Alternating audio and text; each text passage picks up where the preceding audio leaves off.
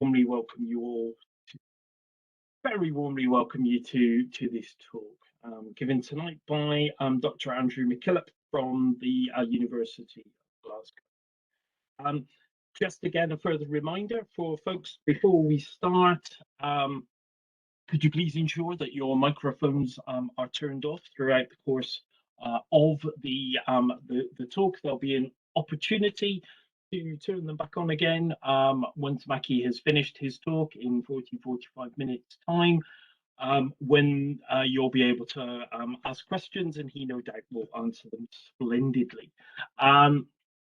But on top of that, if anybody wishes to pop questions into the chat function as we're going along, my colleague Nicola Martin and myself will keep an eye on the chat function to ensure that your question is asked at the end if you do not wish to ask it yourself, or to give you an opportunity to ask.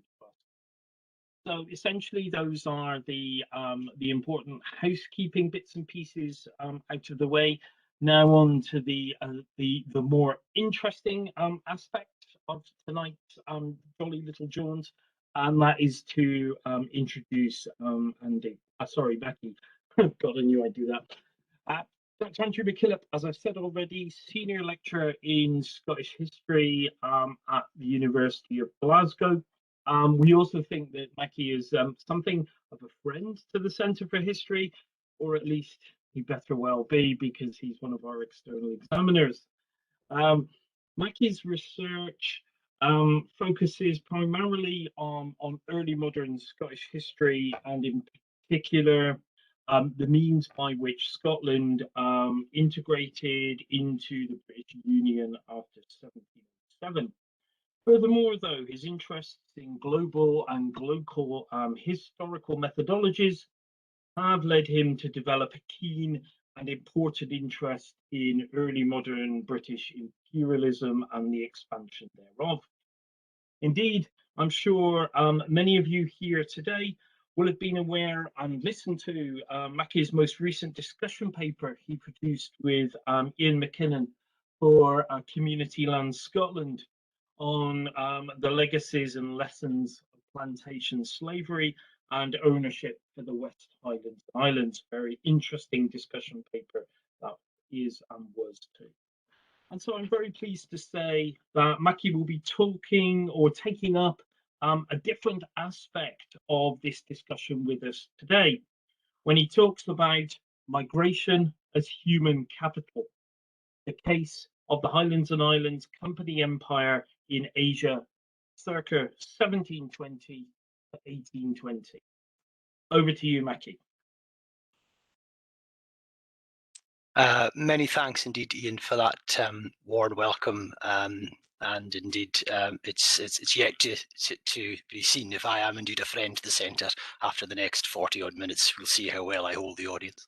Can everybody hear me okay? I'll just take sort of nods and shakes as a sign that all is well. I'm just going to share screen. You'll be glad to hear there's only 4 or 5 slides. It's not too much hard work, hopefully. So hopefully.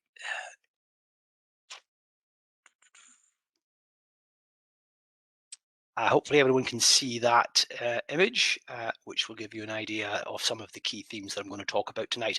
Just before I start, I want to just sort of, in a sense, use that image to highlight, I think, probably one of the key themes of tonight's presentation. This is an iconic South Asian image from the great Indian city of Seringapattana. It's part of a long mural celebrating the victory of the Kingdom of Mysore over an East India Company force in September 1780. And I'm not going to really go too much detail, but what it shows is that rarest of things, in a sense, from our perspective, which is a South Asian perspective on some of the broader forces I'm going to be talking about. And the reason I put it up is right at the centre there, the British commander who's just about to lose all his forces, and indeed many of the men that you see around them that are about to either be killed or go into captivity, are from the Highlands. All these officers that you see in this image are Scots.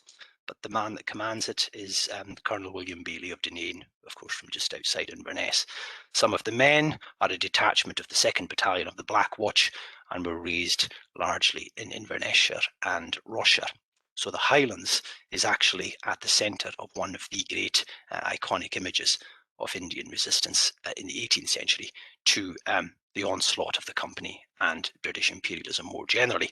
And in a sense, this question of people at the heart of global empire and global capital is much of what I'm going to talk about tonight. So these themes will return, hopefully. An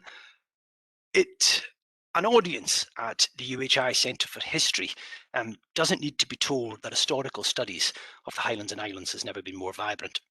One manifestation of this healthy state of affairs is the intersection of the region's history with that of Europe's global colonialism between about 1600 and 1900.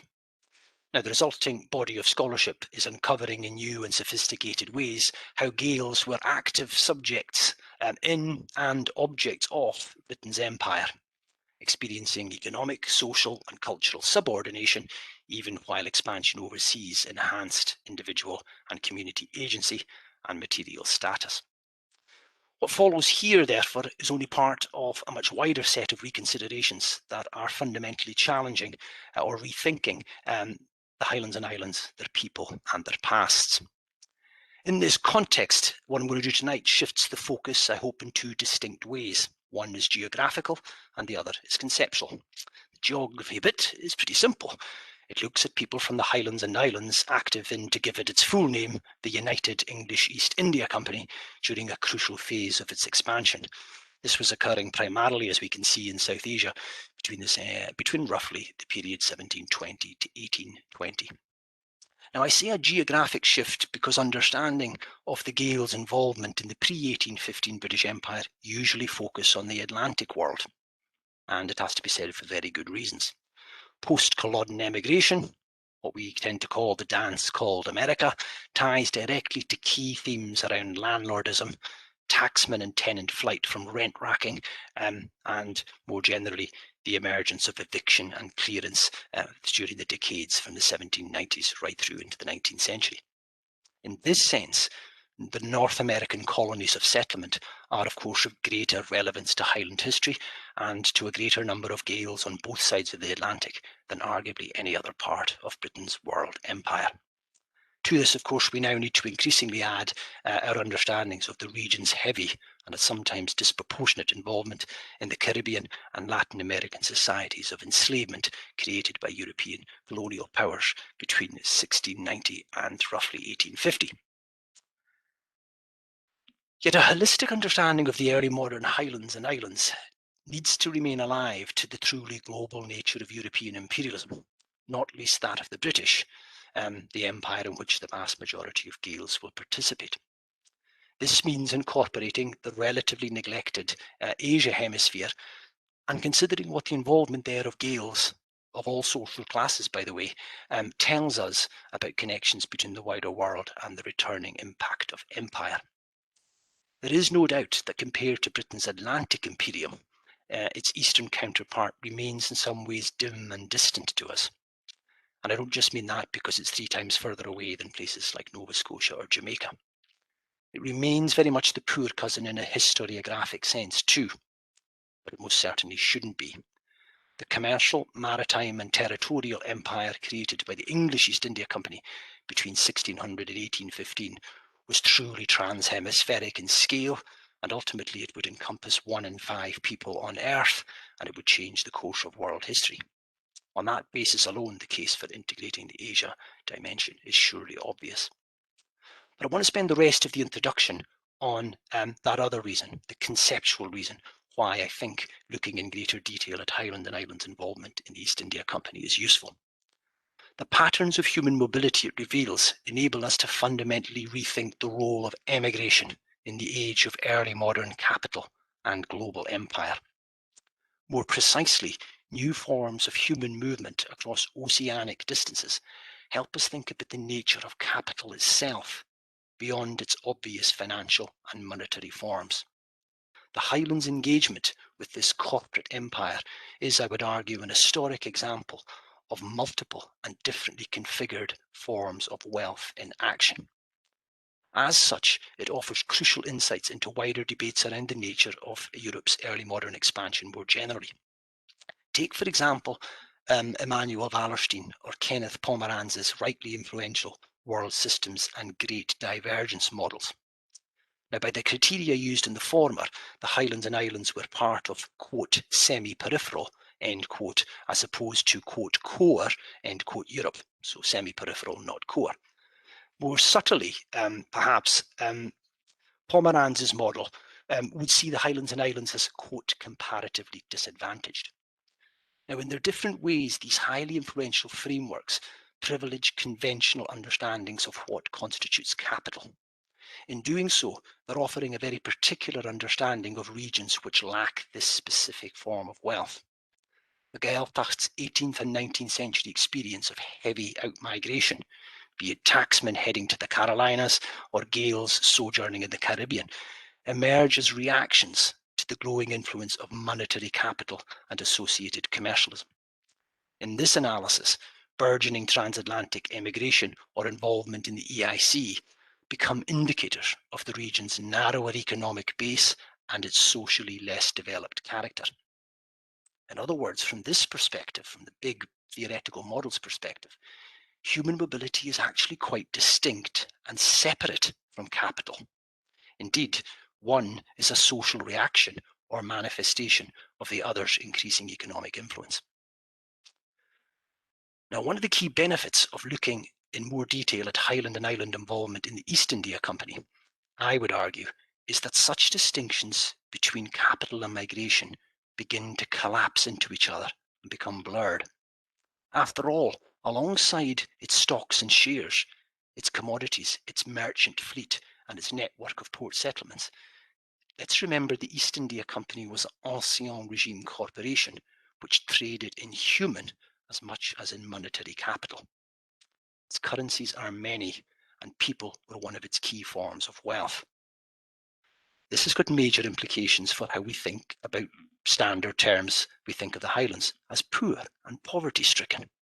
If people are capital, and more importantly, if they're understood as such, not just by clan chiefs, but by City of London corporations, how does the history of the early modern Highlands and Islands start to look different? The value of adopting a human capital approach is that it fundamentally alters, or at least creates the potential for altering the basis on which we assess the nature of wealth, or more exactly perhaps the potential for wealth. Definitions of human capital center upon the qualities and the aptitudes acquired by or believed by others to be invested in a given individual. There's considerable disagreement, it should be pointed out, in the social sciences over the precise way human capital is mobilized through social networks.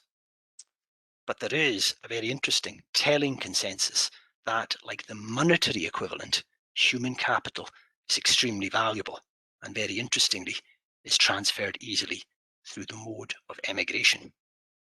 Now, crucially, not all human capital holds the same worth. The offices you see in the center of that picture, in the conceptual terms, would be defined as high-value human capital. Their human capital has a greater potential for wealth generation. The rank-and-file soldiers you see are low-value human capital, meaning their capacity for wealth generation is less. Conceptualized in this way, emigration becomes more than just a human movement or a reaction to conventional monetary poverty. It can be conceived quite robustly as a form of investment strategy. Indeed, for much of the early modern era, moving human, as opposed to monetary wealth, over oceanic distances was a central feature of the emerging world economy. As European empires expanded, emigration operated increasingly on a spectrum of low-risk, low-return destinations or high-risk, high-return destinations. It need hardly be added that Asia sat very much in the latter category. It is in this framework that the scale and character of Highland involvement in the company can be rethought, not as an expression of economic dependency, but as a highly adaptable, locally attuned way of of engaging with one whole hemisphere of early modern empire and globalisation.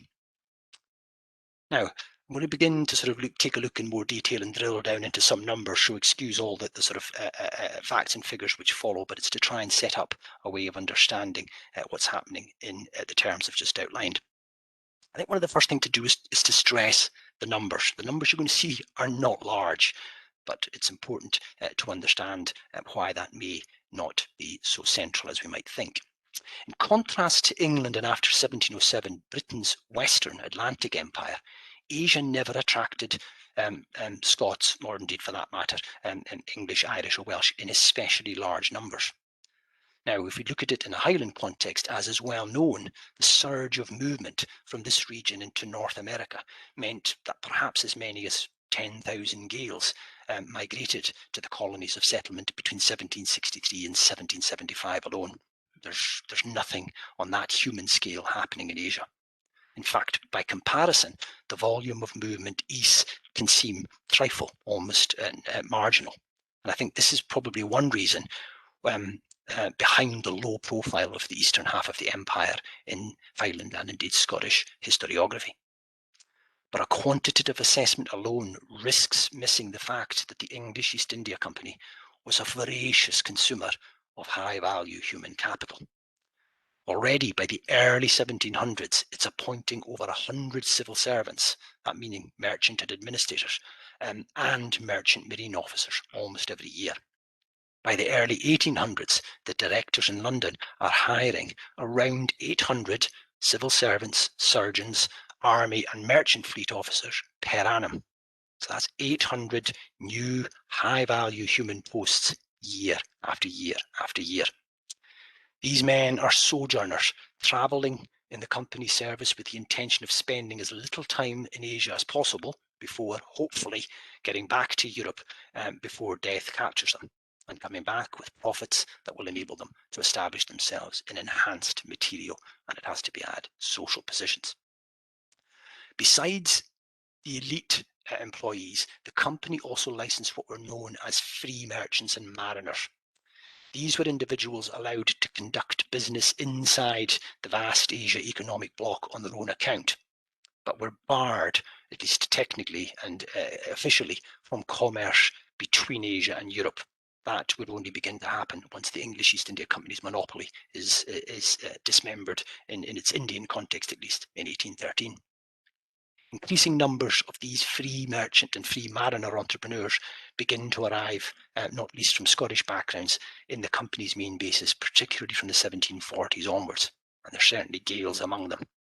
Men like Dougal MacEachern from Islay or Kenneth Mackenzie from Compton are setting up shipping building and shipping operations in Calcutta as early as 1749 and 52. Now, the commercial reach of these private entrepreneurs is expanding rapidly in the later decades of the 18th and early 19th centuries, and they'll go on to create some of the most powerful private commercial organisations anywhere in the empire. Now, the most high profile in a Highland context is, of course, James Matheson from Sheerness in Sutherland, the opium smuggler who in 1844 buys Lewis from the Mackenzies of Seaforth for well over £500,000. Yet such high-profile colonial profiteering emerges only very slowly. Individuals and families from the Highlands and Islands, in common with other Scottish and indeed Irish network interests, are only moving into Asia slowly. That's partly because they have to establish the networks in London that deliver influence with the company's directors. Remember, this is never a British East India Company informal title. It's always English. That means accessing London, its financial world, and its essentially its associated cultural world. For people from the provinces of the British Irish Isles, that often takes decades. Now, at this point, I'm just going to define the Highlands and Islands so that we get an idea of the sort of territories that are getting involved in this process. I'm going to define the Highlands and Islands in administrative terms as the counties of Argyll, Murray, Nairn, Inverness, Ross, Cromarty and Sutherland. I'm not including Caithness, although of course there's a strong case for saying that some of its interior parishes are as highland, if not more so, than many of the coastal parts of Nairn, Moray or Cromarty. So with that sort of definition in mind, it'll be from those areas that the people I'm looking at hail from. Movement from these areas into the English East India Company remained very minimal until at least the 1740s. That's probably down to the greater attraction of established destinations in Europe, England, North America and the Caribbean, and above all, a lack of leverage in London. That's probably inhibiting the movement, not just of Gaels, it has to be said, but of Scots more generally.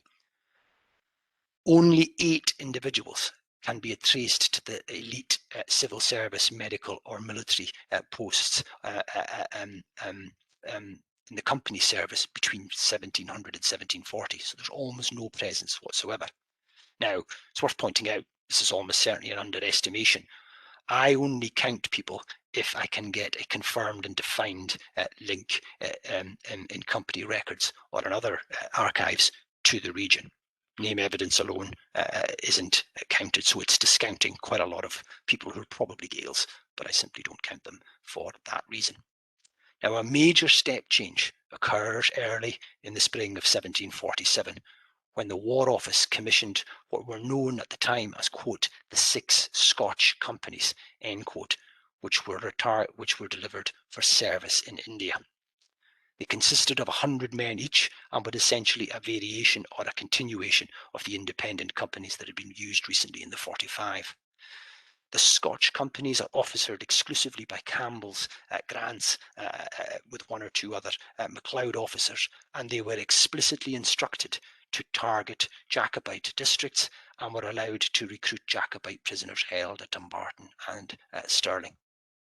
Almost the entirety of the 600 ordinary men will die on the voyage out or while campaigning in what is now present-day Tamil Nadu, as was intended. Not a single one returned. Some of the officers do, but very few of them.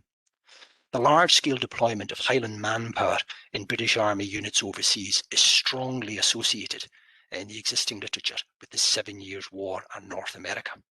In fact, the process began 10 years earlier and on the other side of the world. The company's records begin to survive in a form from the 1740s that enable a more systematic tracking of employees and their origins. But even allowing for this, all the figures that I'm about to put up, you must remember, are highly conservative. As indicated already, if an individual is only included if there's clear evidence of where they're from.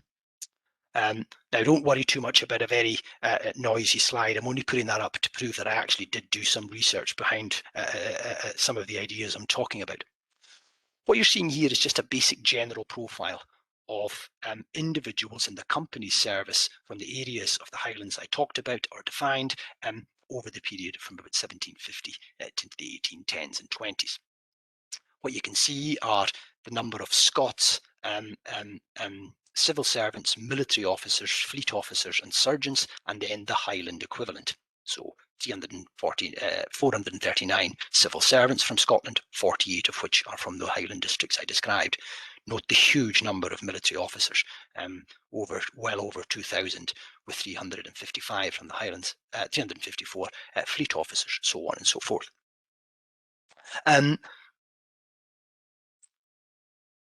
If viewed as the mobilisation of the region's high-value human capital, a number of important patterns immediately stand out from these figures.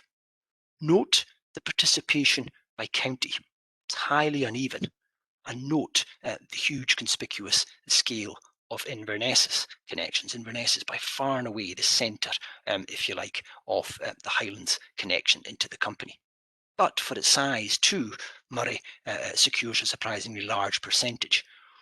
While counties we often associate with heavy involvement in empire, not least the Atlantic, places like Argyll and Sutherland, are actually underrepresented.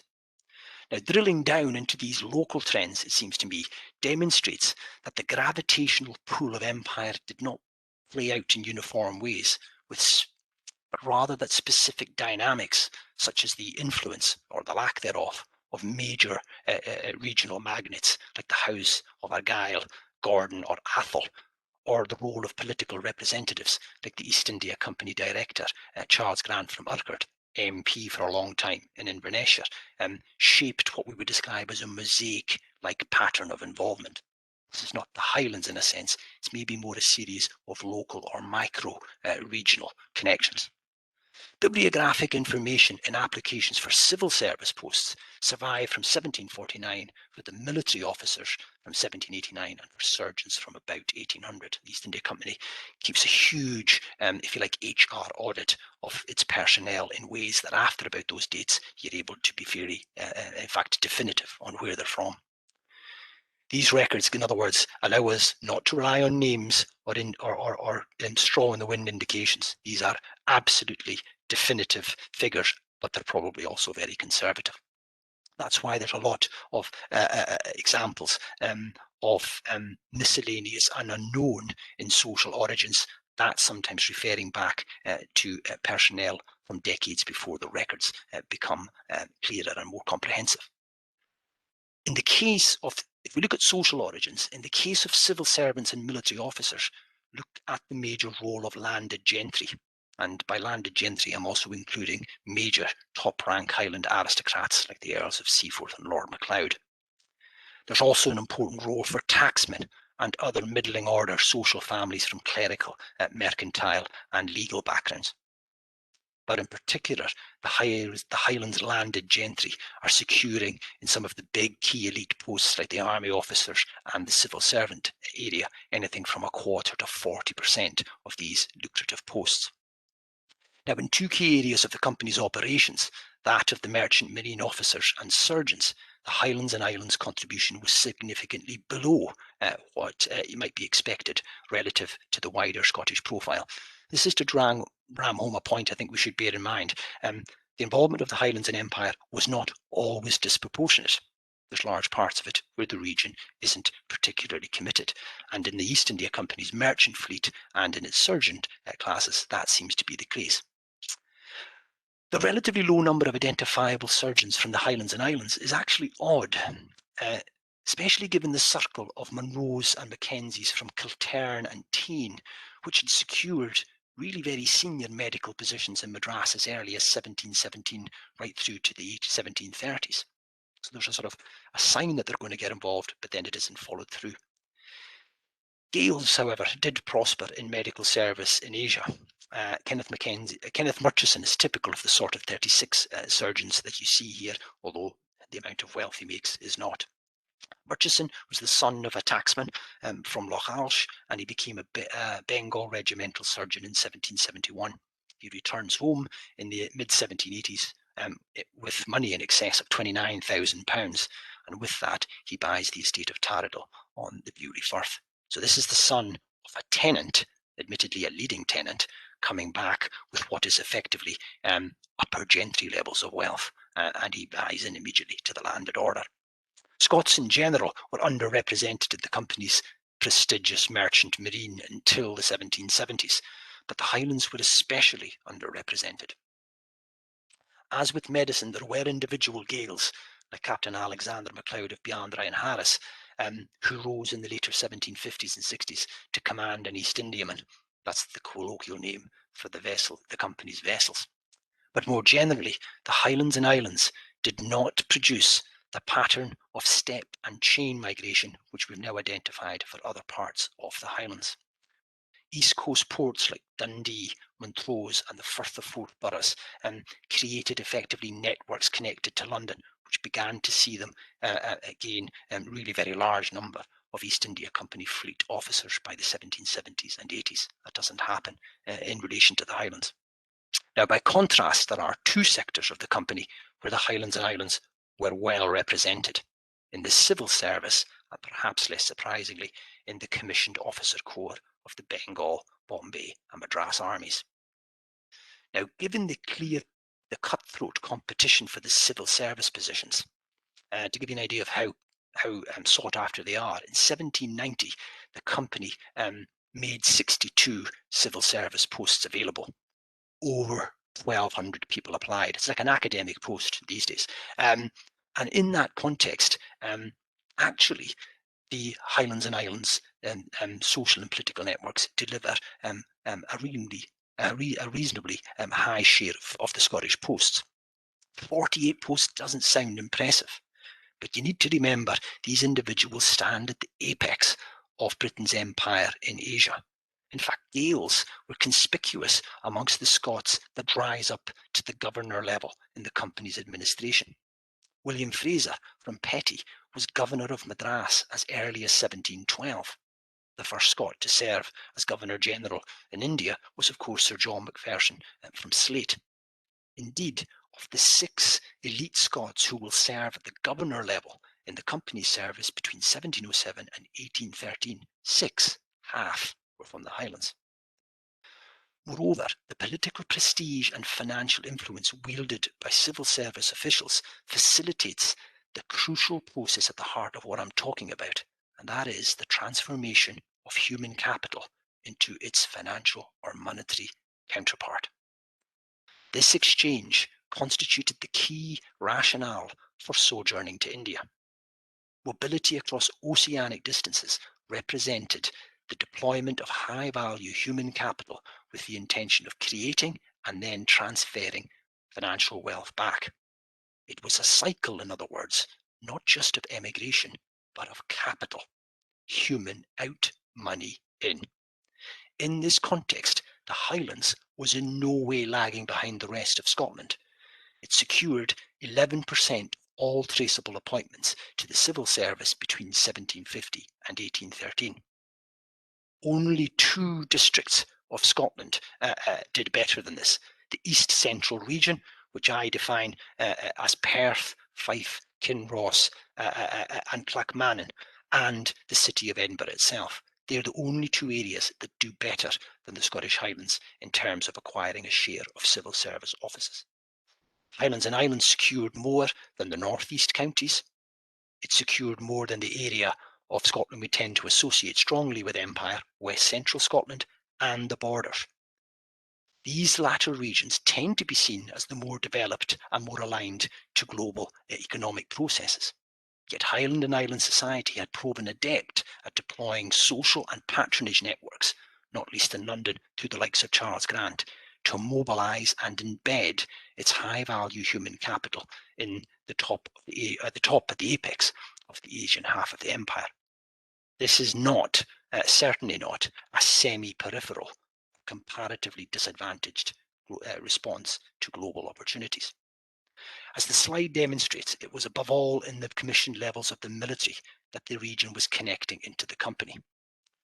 To the well-established history of Highland regiments in North America, there existed an equally significant Asia branch of the post-Culloden military economy. The number of officers from the Highlands in the company's military service represents elite employment on a very large scale. 354 commissioned personnel equate to the entire officer cadre of 7 full regiments, or alternatively, 12 battalions. In other words, if you think of all those military units that the Highlands raises in the second half of the century, you're going to have to add, at the officer level, an awful lot more.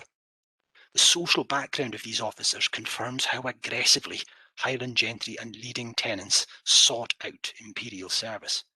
Typical in this respect was the McAllister kin network of Charles, Matthew, Keith and Norman from Strath and Snysert and Skye.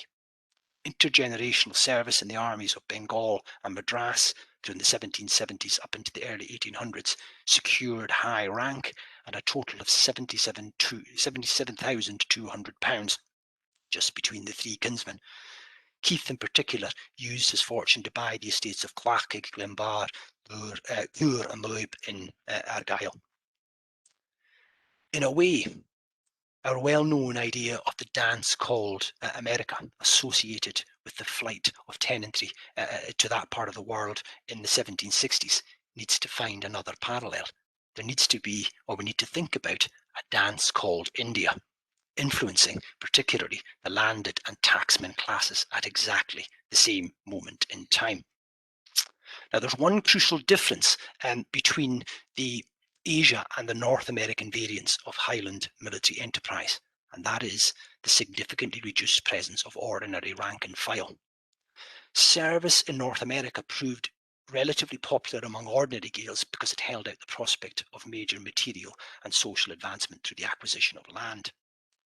By contrast, other than in a limited number of Highland regiments deployed in India from the 1760s to early 1780s, few Gaels, or even ordinary Scots in general, chose to serve in Asia. The vast bulk of rank and file Highlanders in Asia arrive there in British regiments, and these are for documentary reasons, far less well archived than the company's own recruitment. An informed guesstimate would be that about 2.5 to maybe at a maximum 3,000 Gaels are deployed in these 6 Highland regiments during the crucial first phase of territorial expansion and consolidation by the company in the late 1740s to 1790s. So you have maybe 2.5 to 3,000 troops, but note the very thick layer of officers on top. In fact, Highland elites made a point of ensuring that their ordinary rank and file manpower didn't join the East India Company's service. Landlords like Sir James Grant actively obstructed the activities of East India Company recruiting agents across his Inverness and Murray estates in the 1770s. They even worked to have local men who'd agreed to enlist returned to civilian life. This isn't landlord paternalism. It's the landed class conceiving of their tenantry as low-value human capital, as a cash crop to be retained for their use, particularly given the eventuality of raising men for state service, as opposed to allowing them to simply drain away piecemeal into corporate employment. In other words, Highland landlords were very astute at regulating their populations so that the maximum impact of their low-value human capital could be realised and used to secure lucrative imperial offices and opportunity. The results could be spectacular and reveal just how sophisticated and productive, for the landlords that is, the combining of the different levels of human capital, i.e. the high and the low value. Look at the example of the Mackenzie of Seaforth family. They show you just how astute the regional landlords are at combining high and low value human capital. As with many of the major families in the region, the Mackenzies of Seaforth are heavily indebted in this period, and in 1778, Kenneth Mackenzie, Earl of Seaforth, raises the 72nd Highland Regiment of about 900 men, at least 300 or 400 of whom are from his own estates, the rest from across the rest of the Highlands. It's committed into India, and although he dies on the way out, a kinsman takes over. This is the Humbertson Mackenzie side of the family. He in turn dies in India, and the estate and the proceeds of the regiment pass to the man you see here, Francis Humbertson Mackenzie, Earl of Seaforth, the subject of a very, very good recent study by Finlay McKeegan. What we're seeing the Mackenzies of Seaforth do here is use their low-value human capital to acquire high-ranking regimental commissions. The tenants are the cash crop. The result is rapid profits in Asia. If you take a look at the rentals of the Mackenzies of Seaforth, they are by any stretch of the imagination in Scottish terms vast. The Mackenzie of Seaforth estate is one of the 3 great big estates in the north of Scotland. Its own, the Earl of Cromarty estate, and that of Sutherland. The size of Seaforth rentals is huge. You can see it there in terms of Lewis, Kintail, Kelping, and the total Scottish rental of 6,000. By comparison, the family had banked in Bombay by 1787 £38,700 worth of credit. Now, much of that money won't arrive home, but it acts as a global strategic reserve, which sustains the Mackenzie family's credit, if you like, in the right social circles. That is the use or the deployment of human capital into a monetary capital transfer, and the Mackenzies of Seaforth do it on a truly spectacular scale. There are major implications here for thinking about how the region is reacting, because his next door neighbour, Lord John Mackenzie, Lord MacLeod, from the forfeited Cromarty estate, does exactly the same thing. Uses service in India to recoup the family finances and get the estate back. The result is the two of the three greatest estates in the north are preserved to their owners in this period through the direct injection of tens of thousands of pounds of Asian wealth. Now, there are major implications here for analysing the response of Highland society to Britain's pre-1815 imperialism.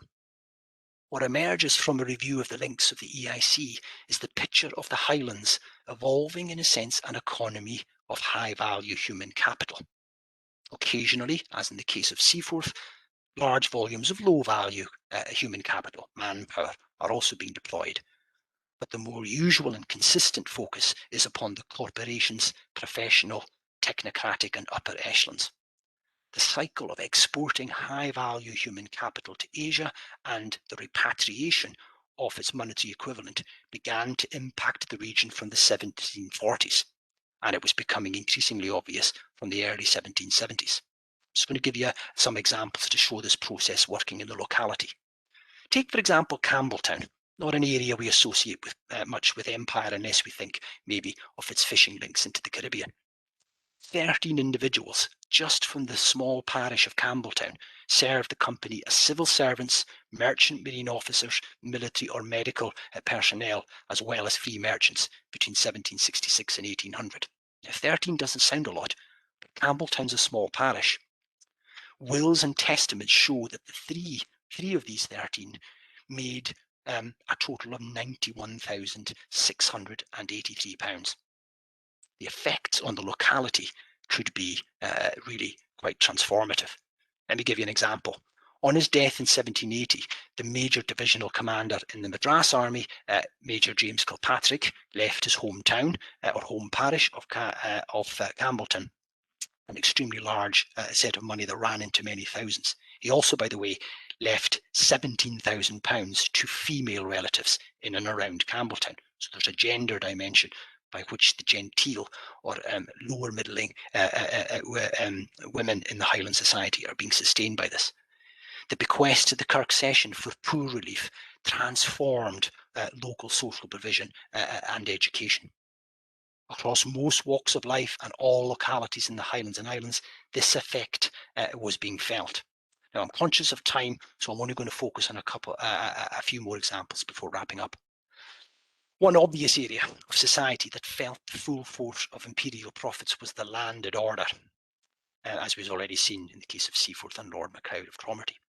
As with wealth from other parts of the empire, not least the enslavement-based economies in which we now know Gaels were heavily involved, Asia-made profits are coming back in ever greater amounts from the 1750s, 60s and 70s. Here's a map of Scotland which shows you the estates that I have managed to trace between 1740 and 1820 that are directly linked either through purchase or through the individual owner serving in India. 347 estates all across Scotland, more dense in some regions than others, can be traced using Scottish saisines or wills. Now that's a huge number and gives you an indication of just how much the Asian Empire is reappearing in localities. It's in the Shetlands, it's away out in St Kilda, I had to bring the dot in, but it's way down in the border, it's densely packed around east central Scotland. But of these 347 estates, 63, that's nearly 1 in 5, were in the Highlands. And that's the same amount that Ian McKinnon's research showed for slave wealth. When you start to combine the cumulative effect, you can begin to see what's happening here. Moreover, that map is deceptive. The clustering effect around places like Edinburgh, Stirling, Ayr and Perth implies that the Asia impact is more prevalent in the lowlands. But many of the estates you see densely packed there were very small properties, not more than 5 to 10 acres, the really suburban villa estates. Now, by comparison, the dispersal of properties in the Highlands and Islands looks significantly less by comparison. But we need to remember the scale of the acreage involved.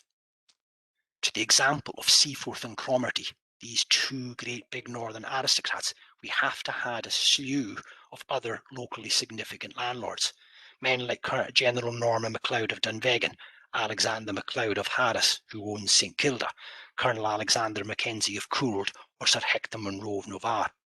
Whole swathes and districts of the Highlands are held in this period by families wielding major imperial fortunes.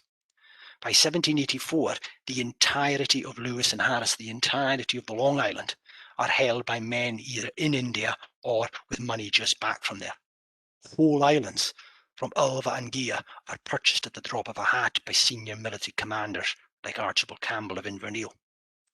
Unencumbered with servicing debts, these returnees have the surplus capital to begin major estate improvements, and it starts to happen, intensifying in the 1770s, 80s and 90s. Navarre begins to move his estate over to sheep in the late 1790s. At exactly the same moment, MacLeod of Harris and Mackenzie of Could are building some of the biggest privately owned fishing facilities in their estates in Harris and up in Clongach near Ullapool. Coming with these moves to fishing were major reallocations of tenantry involving thousands of people. Estate purchase and improvements were not the most only the most obvious of these empire profits at work. A previously underappreciated feature of colonial wealth was its role in enhancing access to credit. Estate purchase we kind of know is a major indicator, but access to enhanced credit is also crucial here. The scale of additional liquidity provided by Asia wealth rivals, in Scotland at least, that of the Atlantic Empire. In the Highlands and Islands alone, profits from Asia are lent out on 43% of all parishes in a 30-year period alone. That amounts to an injection of over $250,000 into the area's propertied economy. Now, to put that into context, the average lending capital of a Scottish provincial bank in the same period was £20,000 to £50,000. The Highlands is often an area described as lacking a banking infrastructure. It doesn't look as if it needed it. There's massed imperial profits coming in via a different direction. But the human to monetary capital cycle delivered such liquidity is a powerful indication not just of the productive potential of human capital, but of how it and the empire worked to consolidate the power of the established landed order. Now, it's important to acknowledge that the empire did deliver what I'm going to describe as the early modern equivalent of trickle-down economics. The example of Private John Mackenzie indicates how ordinary rank-and-file soldiers could, under the right circumstances, accrue considerable financial resources. Mackenzie was from Alderney in Assynt and served in the 73rd Highland Regiment. Now, he's typical of enlisted men from the Highlands sent east in British Army units. Where he is atypical is that he left a will. In 1801, he bequeathed £400 to his sister Margarita, who still lived in Assynt.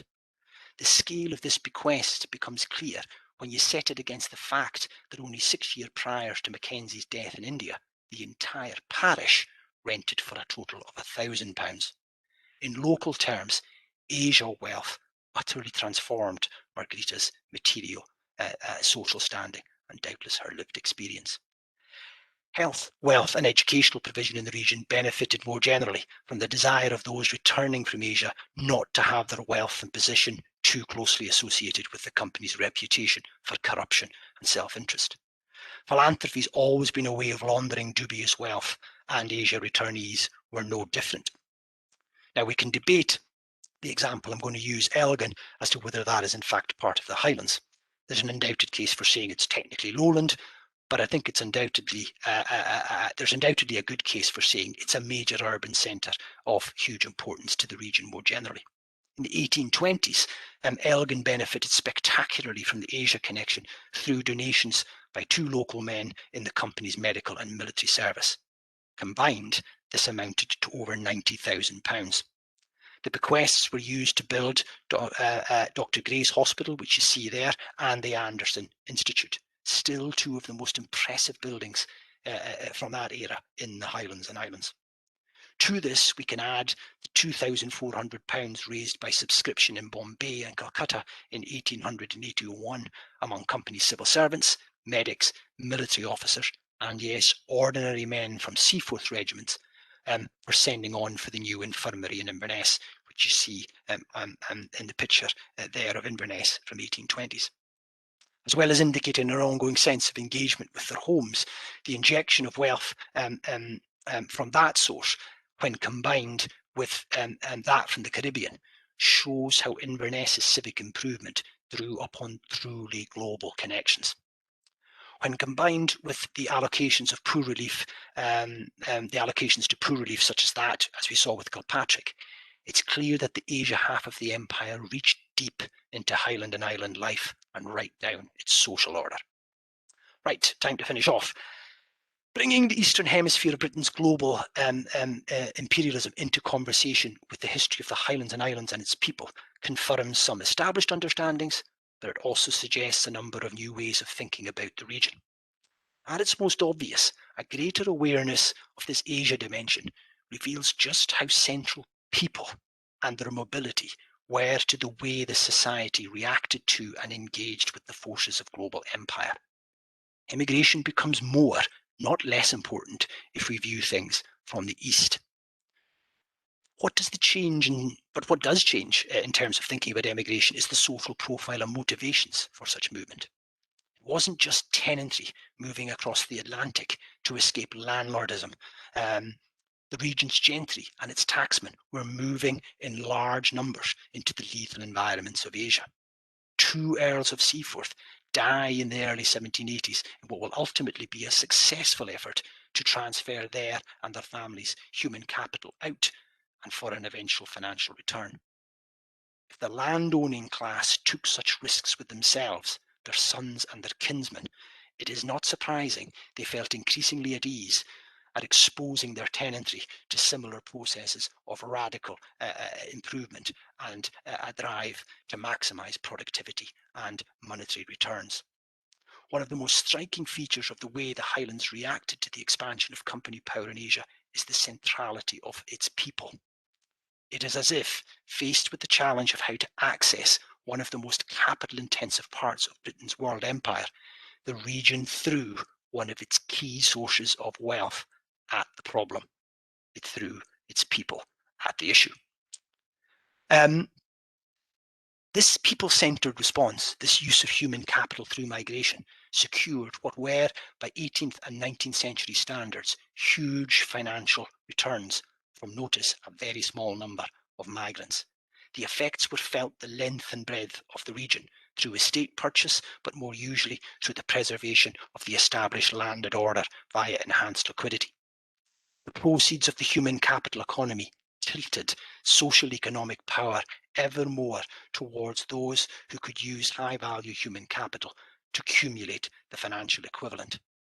As with so many other aspects of empire, the participation of ordinary Gaels was extensive, and it did bring individual wealth and benefits, but it did so invariably at the expense of existing community equilibrium and practice.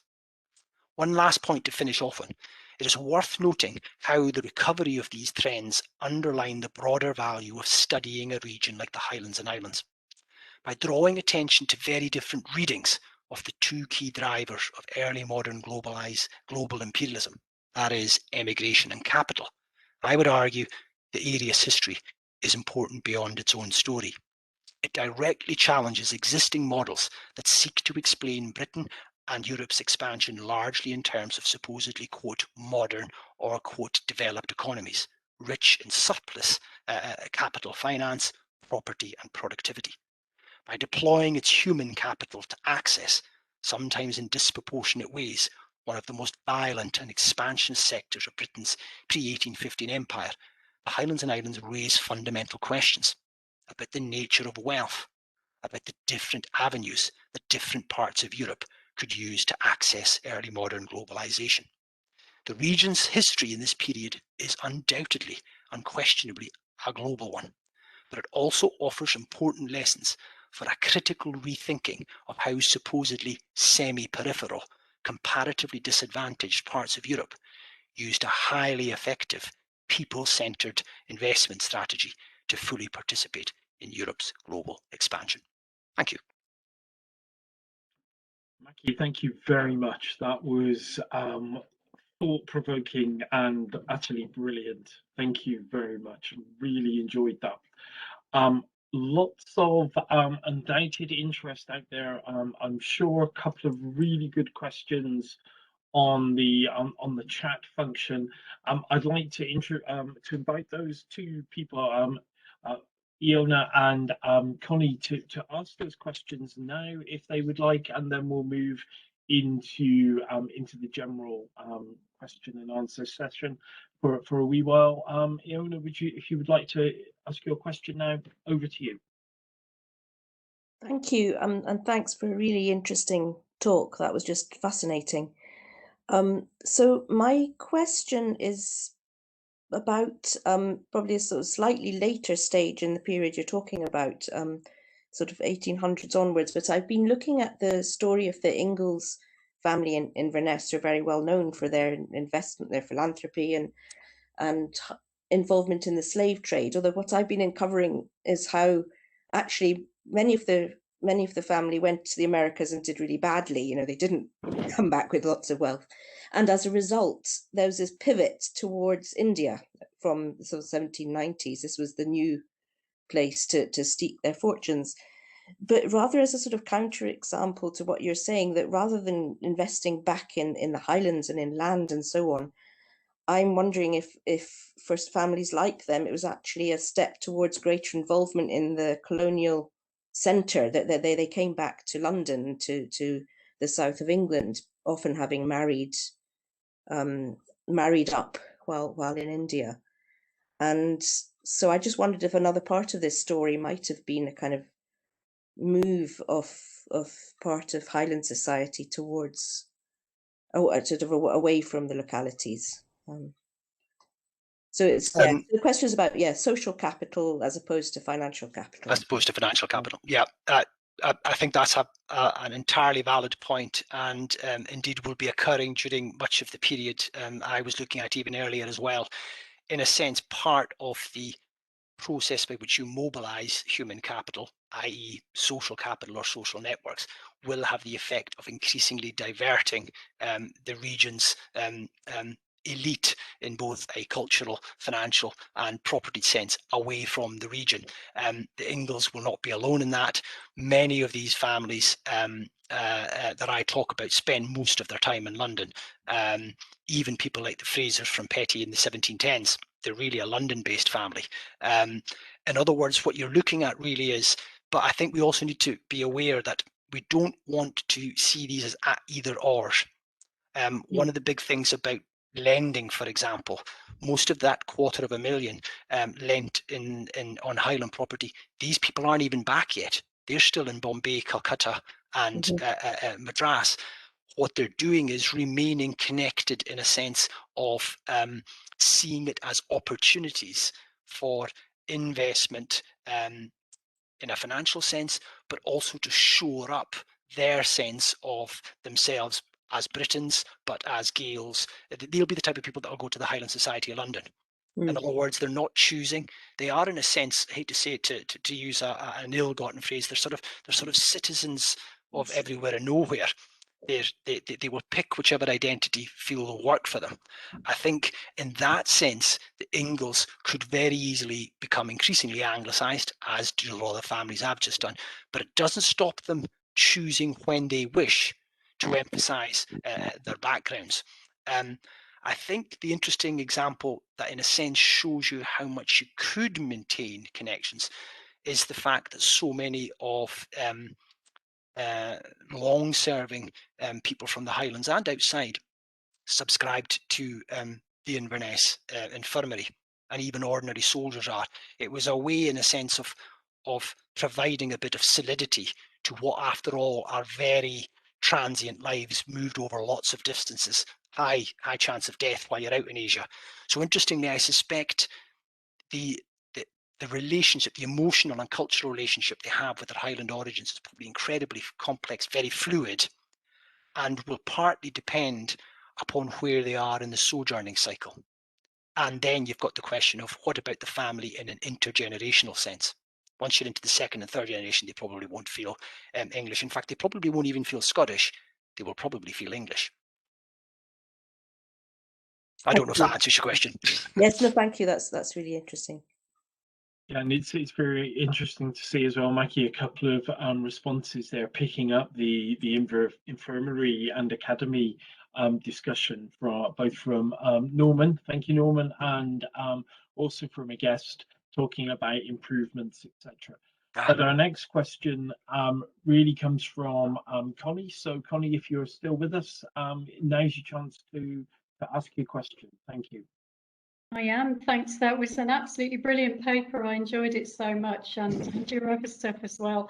I've got a really general question, because I was thinking about the National Trust report on its places, links to empire, and one of the objections that keeps coming through again and again is you're conflating two different types of colonial history. And you know, what I thought about your talk is that your research and reading across your different types of research sort of suggests that the combination of slavery activity and you know, East India Company activity had that cumulative effect at a devolved regional level. So I was just wondering what your answer would be to that general objection.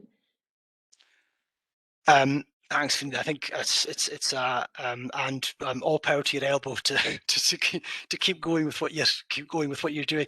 I think, I mean, I do think we need to tackle head on the idea that exploring these imperial connections is somehow either to erase a different version of history, or to somehow artificially tilt it in ways that are really about a modern or anachronistic reading of the influence of empire.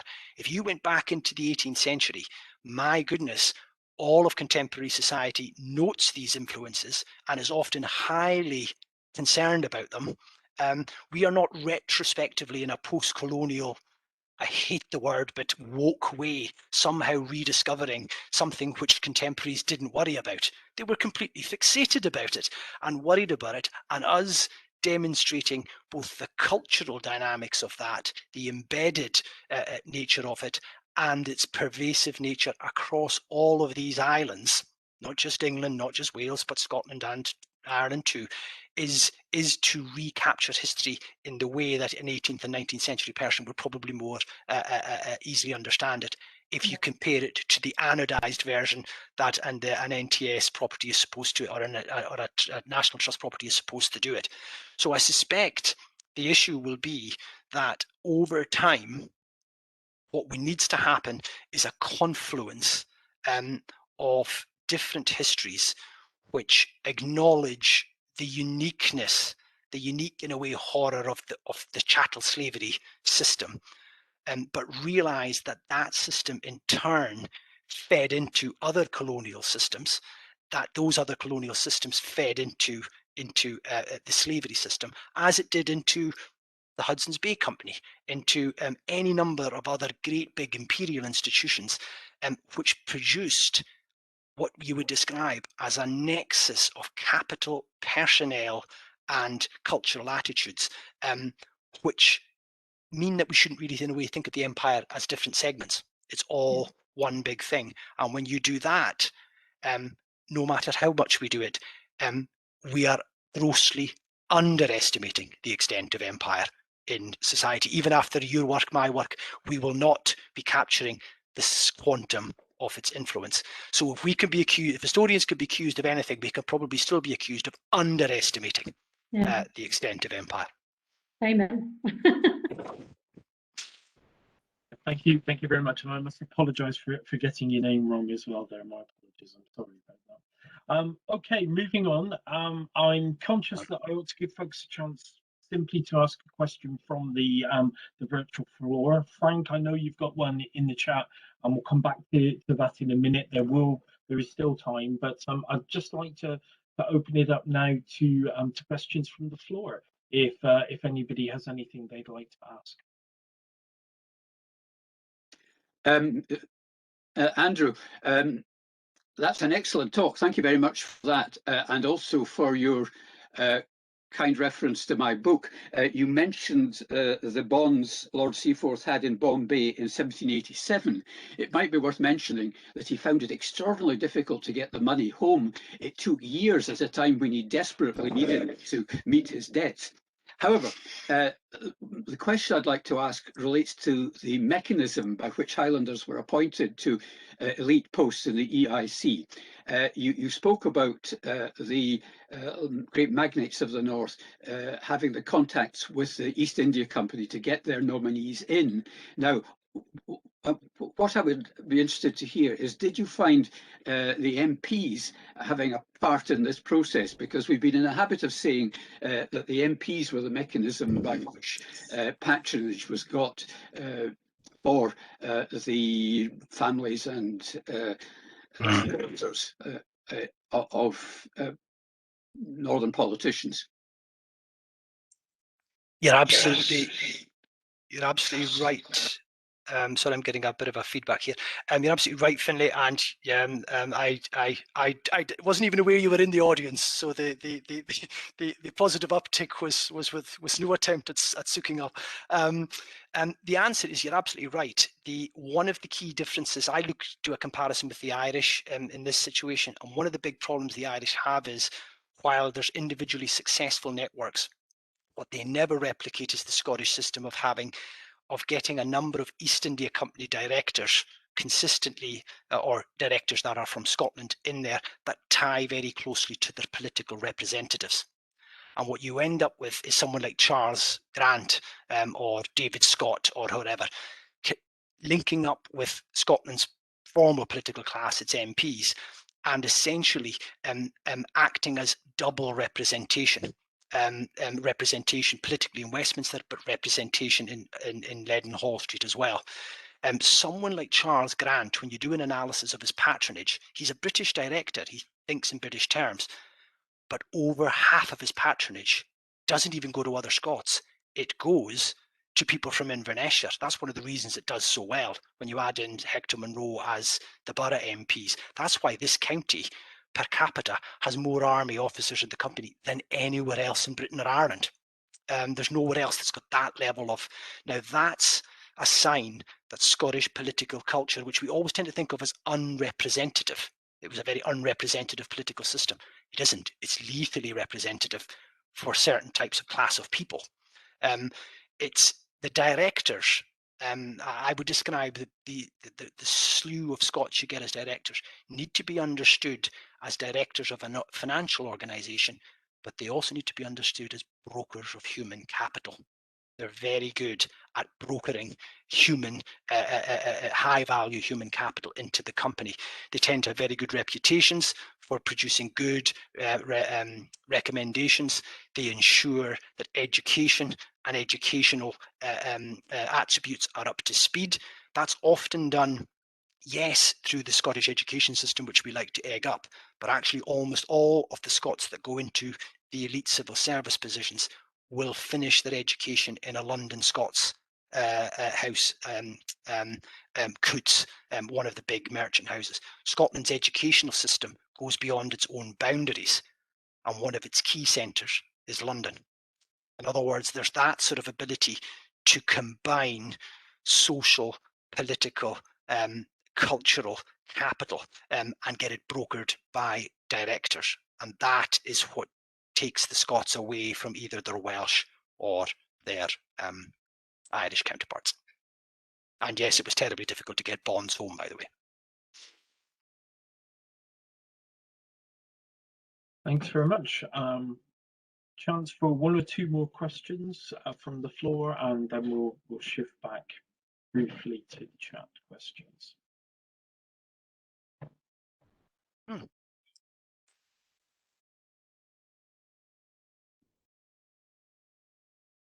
Okay, Frank, so your chance to take the stage now with your question. Over to you.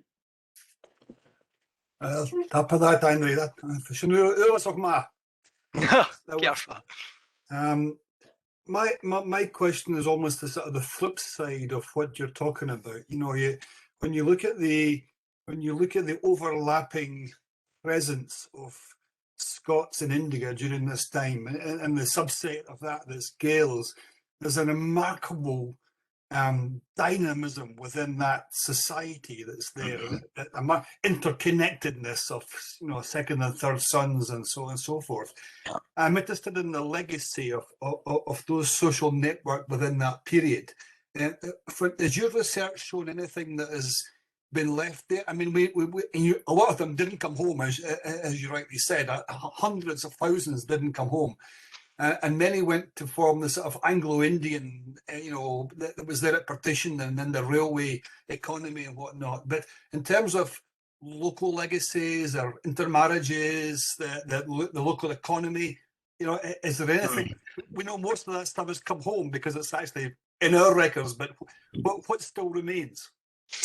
That's a great question, and it's one I would love to develop. I mean, what is really interesting in terms of the legacies of if you want to call it the company period, when it shifts into this mode of aggressive expansion, in a sense, is that its legacies are almost as difficult to trace as the sort of credit networks that are evident all over Britain. I think the Scots, along with all the other Europeans that go out to Asia, most of them are going to die fairly quickly. Most of them are young men. They will form relationships with local South Asian women, and there's a large, if you like, family legacy. But of course, over generations, that original connection will be lost.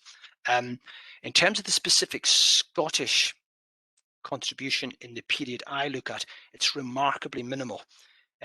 These guys are rather like Edmund Burke's birds of passage. You know, they're moving into a colonial society, and they're not really developing it in the sense of putting up educational infrastructure, you know, the sort of thing that you would expect to happen in a colony of coercive settlement. Rather, towards the end, you're starting to get intellectual institutions, you know, philosophical societies set up, and Scots are prominent in that. The Bombay Philosophical Society set up by James Mackintosh. But interestingly, you're not getting anything that looks particularly distinctively civically Scotland, really, until you get the establishment of the Kirk of Scotland congregations in the late 1820s, or late 1810s, 1820s. At that point thereafter, you do have Kirk of Scotland churches, graveyards, Presbyterianism in situ in Calcutta, Chennai, Mumbai. And these congregations are still there, and later Columba and Sri Lanka. So you've got various places where you're seeing a sort of, if you like, a reconstruction of aspects of civic Scotland. But other than that, it's really family, Anglo mixed race families, which over time will lose that connection, and then the infrastructure of the church.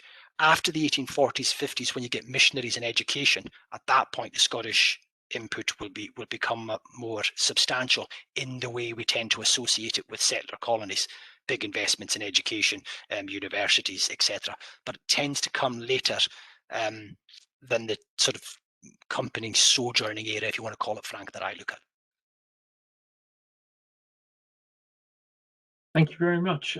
We are short on time now, so one last quick question, if anybody has a very pressing question to ask.